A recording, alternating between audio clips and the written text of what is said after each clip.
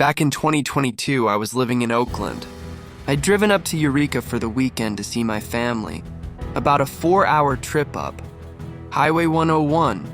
If you've done that drive in daylight, you know how gorgeous it is. At night, though, it transforms completely. Empty 2-lane road, no cell service, no lights, no other cars. Just darkness stretching in every direction. I left Sunday evening around 8. Staying the night would have been smarter, but I had an early shift Monday and convinced myself I could handle it. The first couple hours were fine. Then, somewhere around Trinidad, the fog came in, and it came in hard. Within 5 minutes, visibility dropped from completely clear to barely 20 feet past my hood. I've driven that highway in coastal fog before. This was different. It didn't creep in gradually. It dropped like a curtain. I slowed to about 35 and kept moving. There aren't many places to pull off on that stretch, and I just wanted to get home. Slow and steady, I told myself. You'll be fine. What people don't talk about with fog, that thick is how badly it messes with your perception. You lose all sense of distance and time. Landmarks disappear. You can't gauge how far you've gone or how far you still have to go. Layer exhaustion on top of that, and your brain starts doing strange things. It was maybe another half hour in when I spotted something on the shoulder. A shape at first. Dark outline on the right side of the road, 50 or so feet ahead. As I closed the gap, I could see it was a person. Tall. Probably male, just standing there facing the road. Not waving anyone down. Not on a phone. Not moving. Just standing completely still, staring forward. I slowed down even further as I passed, half expecting him to step into my lane. He didn't move an inch. Didn't even turn to watch me drive by. I got a clear look at his face as I passed. Nothing unusual. Just a man standing on the shoulder of a dark highway in the middle of the night, in the fog, for no apparent reason. My first thought was car trouble, but I hadn't passed any broken down vehicles. There was nothing in either direction. No reason for him to be standing in that exact spot. I considered turning around to check on him. Something stopped me. Not a thought exactly, and more of a feeling. Something about the scene was wrong in a way I couldn't name. I kept driving. 10 minutes later, I saw him again. Same height. Same build. Same dark clothes. Same stance. This time on the left shoulder instead of the right. Everything else was identical. I actually said something out loud to myself when I processed it, because there was no rational explanation. I was the only car on that road. No intersections. No trails cutting through the scrub. No way this person could have gotten in front of me. I told myself it had to be a different person, someone who just happened to look identical and stand in the exact same way in the exact same type of spot. Even as I thought it, I knew how hollow that explanation was.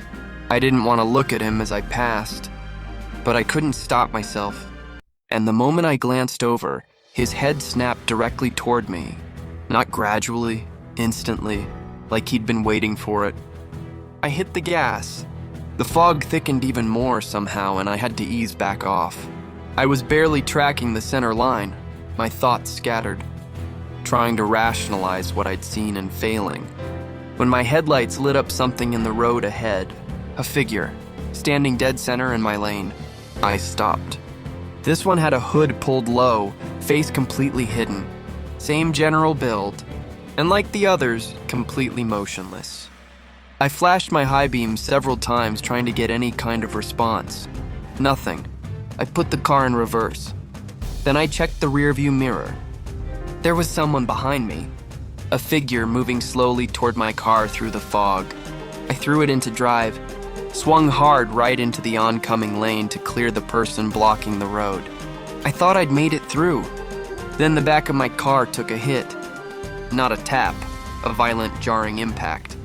The whole rear end jolted sideways. I heard a loud metallic crunch.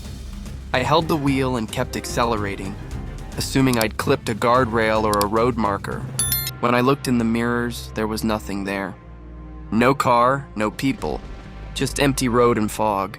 I didn't stop again until I hit the 101 interchange and the fog finally cleared.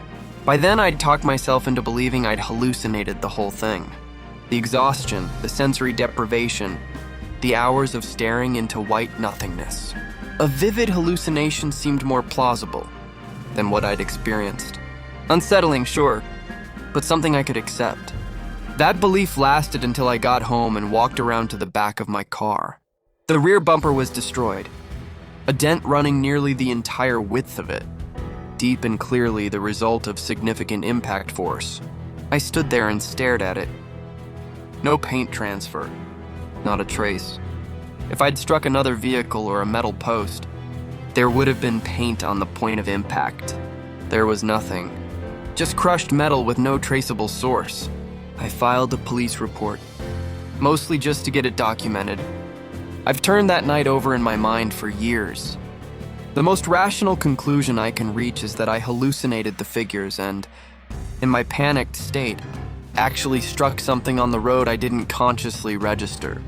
The part I can't get past is this. Either I hallucinated the entire experience, or I hallucinated none of it. The idea that I was having a sustained, detailed, consistent hallucination while simultaneously experiencing a real physical collision. I can't square that. The damage was real. So something out there that night was real. 2, this one happened just a few weeks ago. I'm a college senior. I went home for spring break, same as always. But this year the timing didn't line up with anyone I knew. My hometown friends were either still in class or had already taken their break earlier in the month. So I was facing a full week alone with nothing planned. I'd been working on cutting back on some habits, alcohol, nicotine, and I figured an empty week at home could either make that worse or give me a real chance to reset. I decided to work out every day. Mornings lifting, afternoons running. Keep myself occupied, stay out of my own head. That's how I ended up on the trail on a Tuesday afternoon. There's a 3-mile loop I ran all the time during high school. It starts and ends at my house, about a quarter mile through the neighborhood. Then the route cuts into a wooded trail that winds through a small patch of forest before spitting you back out onto the street. One trail, no forks, no alternate paths. I've run it easily a few hundred times. I know every section by muscle memory. I headed out around 5 with plenty of daylight left, but the moment I stepped outside, I stopped. The fog was wrong. I've lived in that town my whole life. I've never seen fog like that there. It was thick in a way that felt almost artificial and everything. Past 30 or 40 feet just dissolved into gray. It looked like a scene from a video game, where they haven't rendered the background yet. I almost went back inside, but the trail is a straight shot. There's nowhere to get lost. I put on my Garmin watch and headed out. The neighborhood section was uneventful. I entered the woods in the fog immediately, got heavier and the tree canopy was blocking what little light was still coming through. But the trail was easy to follow. I settled into a comfortable pace. For the first 1.5 miles, everything was normal. At 2.5 miles, something was wrong. At that point in the loop, I should have been approaching the end. A slight left curve, a short hill, and then pavement. I know that spot. I've run through it hundreds of times, but when I checked my watch at 2.5 miles, I was still in the middle of the woods with no curve, no hill, no indication I was anywhere near the exit. I told myself the GPS was off. The watch was old, and the tree cover was probably interfering with the signal. Reasonable enough. I kept running. Then I hit 3 miles. 3 miles is the entire loop. At 3 miles, I should have been standing in my driveway. I was surrounded by trees on both sides with no end to the trail in sight. I stopped. I'm not a superstitious person. I don't panic easily. But standing in a trail I'd run hundreds of times, with my GPS telling me I should already be home, I genuinely could not construct a rational explanation. There is only one trail, no forks, no way to deviate from the path, without physically forcing your way through underbrush, which I hadn't done. I had simply been running forward. I watched the watch count to 3.1 while I stood completely still. The GPS was clearly broken. That part I could explain. The rest of it I couldn't. I decided to turn back, retrace my steps to the trailhead, exit the way I came in, get home from there. Simple. I turned around and started running. The fog had worsened. I had to slow down to make sure I stayed on the path. I was somewhere around 4 total miles at that point, and the fatigue was starting to hit. Then I heard something. Those woods are typically dead quiet. It's a small patch of forest. Not enough habitat to support much wildlife. Silence is the norm in there. So hearing any sound at all was enough to put me on edge. But the sound itself was something else entirely. The closest word I have is a drone. Not a moan, not quite a hum. Something lower and more resonant than either. It rose and fell in slow, irregular waves, almost like a distant siren, but with an unmistakably human quality. It didn't sound like pain. It didn't sound like someone calling for help. It had no identifiable purpose. It just existed. This low, oscillating presence moving through the trees alongside me, and every instinct I had fired at once. I ran, but I was exhausted and I could only push so hard. The sound didn't fall behind me. It kept pace. Every time I glanced back, there was nothing, just fog and dark trunks. But the sound was right there, constant, keeping up with me no matter how fast. I moved. I don't know how long I ran like that. Finally, the trees thinned and I broke out onto the street. I was bent over, hands on knees, shaking from the effort and the adrenaline. I turned and looked back toward the tree line. Something was standing just inside the woods, right at the edge of the trail entrance. I used the word something intentionally. It was a silhouette, dark, solid against the fog, but the proportions were wrong. I'm 6'1". Whatever I was looking at was at least 7 feet tall, maybe more. It wasn't approaching me. It wasn't retreating. It was simply standing there, and it was swaying, slowly, slightly, almost imperceptibly, like something breathing. The sound had stopped.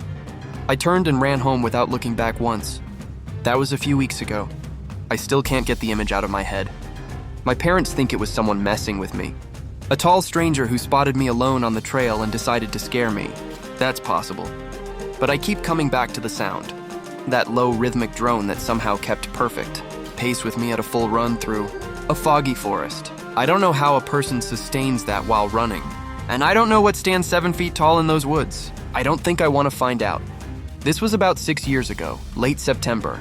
My friend Edwin and I had been planning a kayaking trip to Willapa Bay for a couple of years before we finally locked in a weekend to do it. If you're not familiar with the area, it's a massive tidal estuary on the Washington coast, roughly 25 miles long, mostly oyster farms and wildlife refuge. On a clear day, it's one of the most peaceful places I've ever been on the water. Flat, open, quiet. The weekend we chose was not a clear day. I'll say up front, neither of us were inexperienced. We'd both been paddling since we were kids.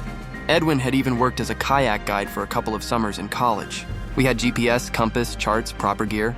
We knew what we were doing. That's important context for what happened, because this wasn't about being unprepared or out of our depth. We launched early Saturday morning near Nakota. The fog was already heavy when we set out, but coastal fog usually clears by mid-morning. We weren't concerned. The plan was to paddle toward Long Island, do some birding, have lunch on a sandbar, and be back well before the afternoon tide shift. The first hour went smoothly. There's a particular quality to fog on open water. It muffles sound, compresses distance, shrinks the world down to whatever's within 40 feet of you. We stayed close, checked our bearing every few minutes, kept a steady pace. Around 9 in the morning, I heard something. Edwin was about 15 feet to my left. My first instinct was that it was him adjusting his stroke. But the sound was coming from my right, from the open water, and it had a rhythm that wasn't paddling. It was splashing, slow and deliberate, evenly spaced. Something was out there in the fog, moving parallel to us. Edwin heard it too. We stopped paddling and just listened. The sound continued, unhurried, consistent, tracking alongside us from somewhere we couldn't see. I called out. No response, just the sound continuing at the same pace. We exchanged a look and kept moving.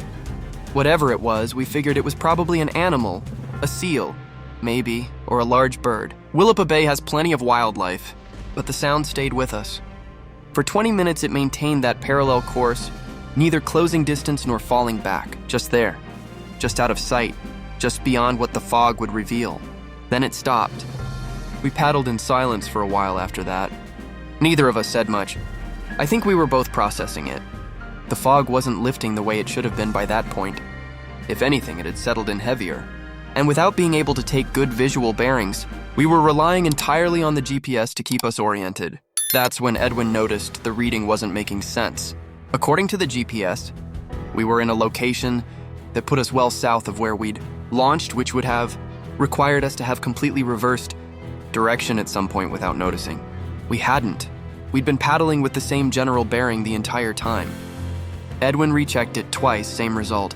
We stopped paddling and sat with it. The fog was total by that point. Complete whiteout. We couldn't see the water's surface clearly past maybe 20 feet in any direction. No horizon and no sky. No landmarks, just gray. That's when we heard the sound again.